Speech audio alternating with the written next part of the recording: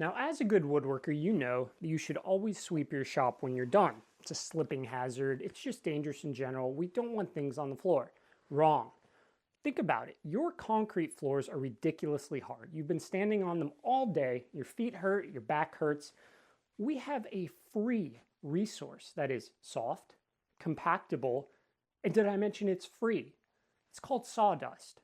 Do not sweep your floors. Allow the sawdust to build up over time, and sooner than you know, you will have a nice soft layer for you to walk on.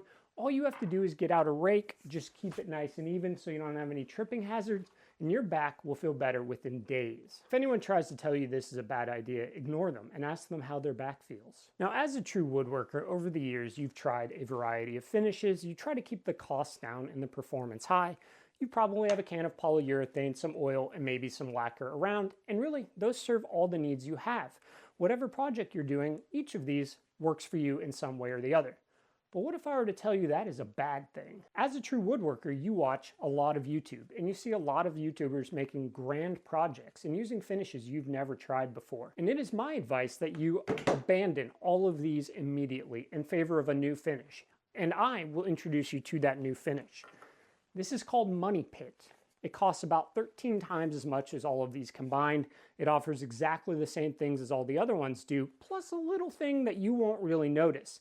But it's new and you've seen it on YouTube and you need to try it. So go to the store today and get yourself a can of Money Pit. Your finish will never be the same and your wallet will never be heavier. Now, as a true woodworker, you spend a lot of your off time watching television, specifically sports. By this time, you've memorized every single fantasy sports game of chance out there. You know those commercials by heart. You also want some new tools. What if I were to tell you that you could get both the new tools and prove everyone wrong about your sports knowledge because you know better than anyone else? In order to finance that new tool purchase, you should create a 20 to 30 team parlay. Everything you know, put it down on a single bet.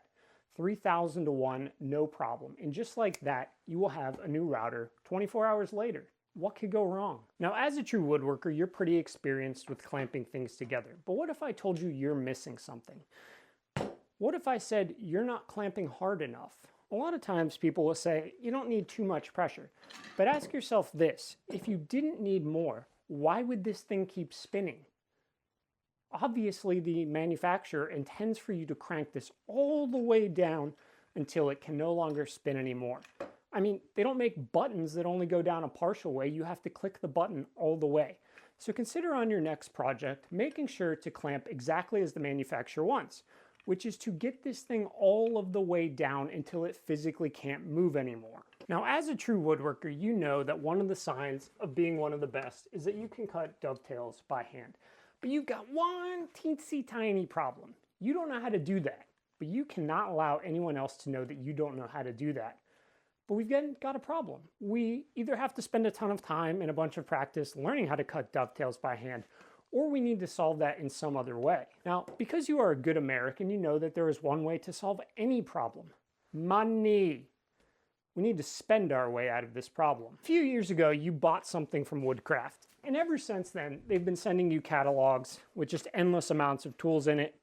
You breeze through it for a few minutes, and you never throw it away because you think you might eventually want to buy something. You never will, but what if you did? On page 36, we have this wonderful thing called a Lee Super Jig. It is about $700, and what does it do? It cuts dovetails. Grab the router, purchase this thing, and your dovetails will be perfect. No one will ever know as long as you never let them know. If you have a friend come into the shop who thinks you're a true woodworker, you are a true woodworker, but they think you're a true woodworker and that you cut those dovetails by hand. Get that thing out of the shop ASAP and make sure you always have a dovetail type saw or some kind of joinery saw on hand. And if they ever ask you how to teach them, refer them to some YouTube video of someone else and say that they're just a little bit better of a teacher, but that's how you learned in the first place. And the real lesson here is that in woodworking, we run into plenty of problems. There's plenty of moments of frustration. We just don't have the time, but we can solve almost all of those with one simple thing: money. Now, you may be saying to yourself, I don't have enough money to buy a $700 router or dovetail jig. Understandable. Refer back to advice previously. Fantasy sports, not gambling.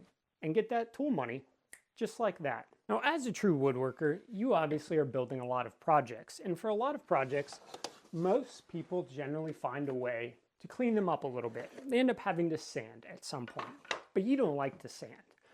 What if we had a solution to that problem? Yes, money is one option, but what if we accepted that our new aesthetic is rustic? Hear me out. Middle-aged wine moms absolutely love rustic furniture. And so if anybody asks you, why does your project look a little unfinished?